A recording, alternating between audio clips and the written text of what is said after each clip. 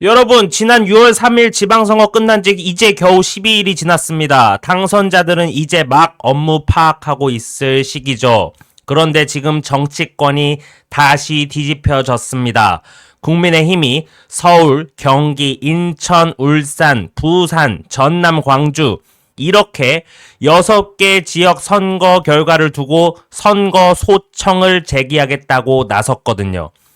단순히 결과에 승복 못하겠다는 차원을 넘어섰습니다. 재선거까지 염두에 둔 카드입니다. 당장 서울시장 선거까지 포함됐죠. 이게 대한민국 전국이 다시 6.3 선거일 당일로 돌아간 것 같은 폭풍 전야입니다. 도대체 왜 이런 강수를 둔 건지, 실현 가능성은 있는 건지, 그리고 정치적 계산은 무엇인지 오늘 아주 낱낱이 파헤쳐 보겠습니다. 발단은 지난 선거 당일 벌어진 투표용지 부족 사태입니다. 하도 뉴스에서 떠들어둬서 다들 아실 거예요. 투표하러 갔는데 용지가 없어서 유권자들이 투표소 밖에서 줄 서고 항의하고 정말 난리가 났었죠. 국민의힘 지도부가 15일 긴급 최고위를 열었습니다. 소청 기한이 17일, 1일, 즉 이번 주 수요일까지예요. 2일밖에 안 남았습니다. 시간 없으니까 의원총회 거칠 여유도 없이 최고위에서 바로 의결해 버린 겁니다. 대상 지역은 서울, 경기, 인천, 울산, 부산, 전남, 광주 6곳. 여기서 광역당체장부터 기초의원까지 6개 선거 부문이 포함됐습니다. 다만 국회의원 재보궐선거랑 교육감 선거는 뺐습니다.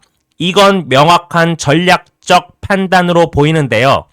선관위가 투표용지 부족이 선거 결과에 실질적인 영향을 미쳤는지를 따져달라는 게 이번 소청의 핵심 명분입니다. 그런데 말입니다. 이게 법적으로 정말 가능한 시나리오일까요? 현행 공직선거법상 선거 소청은 관할 선관위에 먼저 제기합니다. 이후 선관위 결정에 불복하면 법원으로 가는 거죠. 법 전문가들은 의견이 조금 갈리기 시작했습니다. 당장 장영수 고려대 교수의 분석을 보면 1, 2위 격차가 뒤바뀔 정도의 영향이 있어야 재선거 사유가 된다는 겁니다. 서울시장 선거만 해도 표 차이가 6만 표 가까이 나는데 투표용지 부족으로 투표 못한 사람이 과연 그만큼 되겠느냐, 이런 현실적인 벽이 있습니다. 심지어 당 내부에서도 목소리가 갈립니다. 특히 오세훈 시장 측은 받아들이기 어렵다는 입장이죠.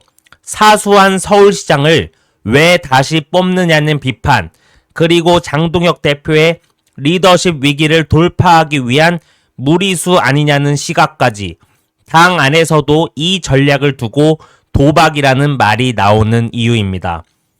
눈여겨볼 지점이 하나 더 있습니다. 국민의힘만 뛰는 게 아니라는 점이죠. 이미 이준석의 개혁신당도 선거 소청을 제기했습니다. 이건 선거 시스템의 신뢰성에 대한 총체적인 의문을 제기하는 목소리가 커지고 있다는 방증이기도 합니다. 선관위는 이미 지난번 공지에서 재선거 사유가 안 된다고 못을 박았거든요. 그럼에도 불구하고 국민의힘이 이 카드를 쓴 건 단순히 재선거를 확정짓겠다는 의미보다는 선거 과정의 불공정성을 끝까지 공론화해서 지지층을 결집하려는 정치적 메시지가 강해 보입니다. 향후 선관위의 기각 결정이 나오더라도 법적 공방으로 끌고 가면서 이 논란을 장기전으로 가져가겠다는 계산인 거죠. 정리하자면 지금 국민의힘의 이번 행보는 사법적 구제와 정치적 공세라는 두 마리 토끼를 노리고 있습니다. 하지만 그만큼 당 안팎의 반발과 법적 무리수라는 리스크도 큽니다.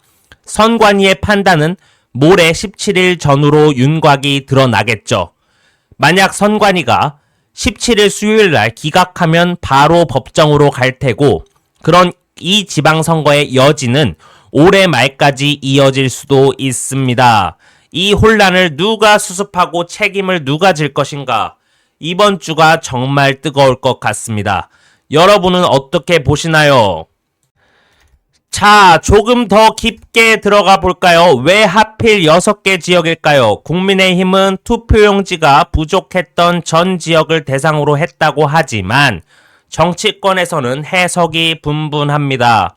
이걸 단순히 행정착오로 볼 것이냐, 아니면 선관위의 관리 부실을 넘어선 시스템 불신을 키워드로 삼을 것이냐는 문제입니다. 사실 지난 선거 과정에서 선관위의 대응은 미흡했습니다. 이건 여야를 막론하고 공감하는 부분이죠. 그런데 국민의힘이 이를 재선거 소청이라는 극단적 카드로 취한한 건 단순히 행정 오류를 바로잡겠다는 건 아닙니다. 우리가 이번 선거에서 입은 피해를 공식화하고 향후 전국 주도권을 잡겠다는 선언과 다름없거든요. 특히 눈에 띄는 건 전남 광주가 포함됐다는 점입니다. 국민의힘 입장에서는 험지에서의 성과가 투표용지 사태로 묻히는 것에 대한 불만이 있을 수 있고, 동시에 보수 지지층에게는 우리는 끝까지 싸운다는 메시지를 강력하게 전달하는 장치가 됩니다. 정치적 효능감을 극대화하려는 아주 정교한 정치 공학이 깔려 있다는 분석이 나옵니다. 그런데 말입니다. 이걸 바라보는 시민들은 어떨까요? 투표용지 부족이라는 초유의 사태에 분노했던 유권자들입니다. 3시간씩 줄 서서 투표한 분들도 계셨잖아요. 그분들에게 재선거라는 화두가 반가울까요? 아니면 또 선거냐? 제발 좀 그만 싸워라. 너네 정치적 계산기 다 두들기고 그렇게 하는 거잖아. 라는 피로감이 먼저일까요? 선거는 민주주의의 꽃이라고 하죠. 그런데 지금 그 꽃이 시들기 전에 짓밟히는 모양새입니다. 당선자들은 당선자대로 불안하고, 낙선자들은 낙선자대로 억울하고, 유권자들은 선거 결과 자체가 흔들리는 상황을 지켜봐야 합니다. 한 가지 분명한 건 이 소청이 결과와 상관없이 우리 선거 관리 시스템에 대한 불신을 깊게 남길 거라는 점입니다. 내 표가 제대로 반영된 게 맞나? 라는 의심은 민주주의의 근간을 흔드는 아주 무서운 불씨거든요. 이걸 정치권이 알고도 부추기는 건지, 아니면 정말 절박해서 그러는 건지 유권자들은 냉정하게 지켜봐야 할 대목입니다.